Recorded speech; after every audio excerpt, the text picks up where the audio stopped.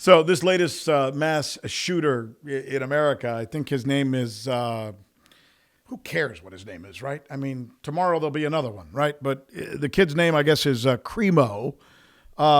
He was absolutely enthralled, to say the very least, with killings of all type. And he was also apparently enthralled, for what it's worth, with former President Donald Trump. And we're going to take you through some of those videos that he himself posted, by the way, that are out there now. This guy, he seemed to love the dark side. I mean, all killings, it seemed, got him wanting to write about them. And he was enamored. This guy was enamored with pictures of killings. He loved to talk about suicides. But his own uncle, by the way, did not seem to know any of this stuff about him. His own uncle did not know him, I guess. This is really kind of bizarre. Even though they lived together for a long, long time in the same exact house and saw each other every day. Here, listen to his Uncle Paul. He's a real quiet kid. He keeps everything to himself, and he doesn't express himself out. So he just sits down on his computer, and there's no interaction between me and him. No interaction. You live in a home with somebody and you don't know them because there's no interaction between. How is that possible, right? I mean, forget this nutty monster of a kid, Bobby Crimo or whatever the hell his name is. What does that say about us? What does it say about us? Is that where we are because of our technology today? Is that where it's taking us, that we can live in a house with someone, see them every single day of our lives, and know nothing about them? One day that person goes out and shoots 38 people, kills 6 people, and somebody comes and says, that guy in the house that you live with, tell us about him. Oh, yeah, he lived here. Well, what do you know about him? Nothing. But he was your nephew. Yeah. I mean, was he not curious? Wouldn't you be curious? I mean, about your nephew and the fact that he looked a little bizarre? That he had face tattoos that were a little bizarre? I'm not saying you can't have tattoos, but bizarre-looking face tattoos? That he had pictures and newspaper articles of Harvey Oswald? Harvey Oswald, right? The guy who, I know it's a controversy, the assassin of JFK. I mean, I'm fascinated with that story as well. Read all the books, 6 Seconds in Dallas, but I don't have pictures of Harvey Oswald up on my wall. His social media profiles contain almost glowing perspectives of the most recent school shootings in Uvalde. Why? He was fascinated. And he wasn't fascinated from a news perspective or from an information. No, he wanted to know how these kids died in Uvalde. You know what else he was fascinated by? Bud Dwyer. Do you know who Bud Dwyer is? So Bud Dwyer was this politician. I think he was the treasurer in Pennsylvania who back in the 1980s shot himself, literally took out a gun and killed himself on television. Well, and Crimo writes something in the caption about, I wish politicians still gave speeches like this.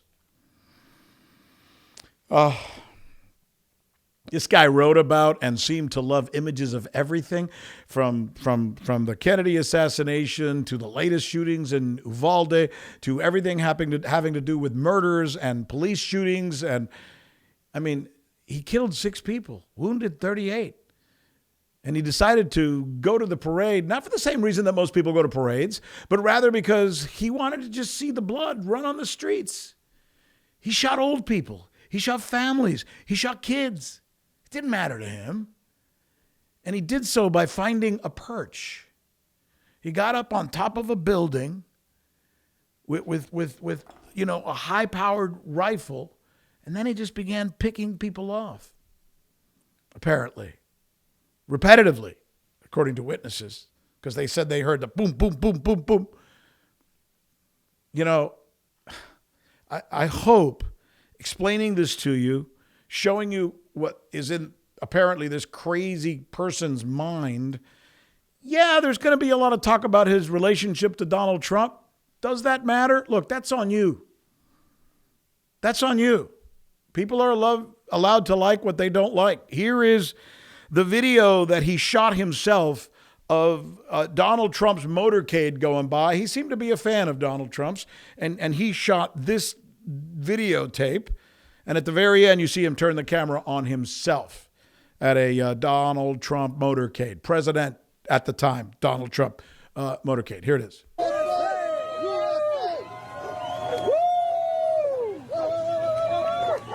Yeah, look at this. I mean, the motorcade came by. Most of the people in the area came by to see the former president. And there he is. See him right there? That was him when he just turned the camera on himself. Look, in the end, here's the message. I hope that this gives us a little bit of a better understanding of what's happening with this latest shooting, because I should tell you this also. Within a few days, no one's going to care. No one's going to care. This apparent killer is going to be replaced by next week's apparent killer, because we get a killer every week in this country. That's the craziness that is America right now. By far the most violent country in the world. Some might argue one of the most violent countries in the history of the world. Yeah, that's us. Yay, USA, USA, USA, right? Ain't no more violent place to live than America right now. And soon, we'll, like I said, move on to another shooting. But in the meantime, we're going to hear over and over and over again that there's no gun problem in America. There's no gun problem in America. What are you talking about? I mean, we will hear probably, as we heard in Uvalde, that we don't have a gun problem. We have a door problem. Remember?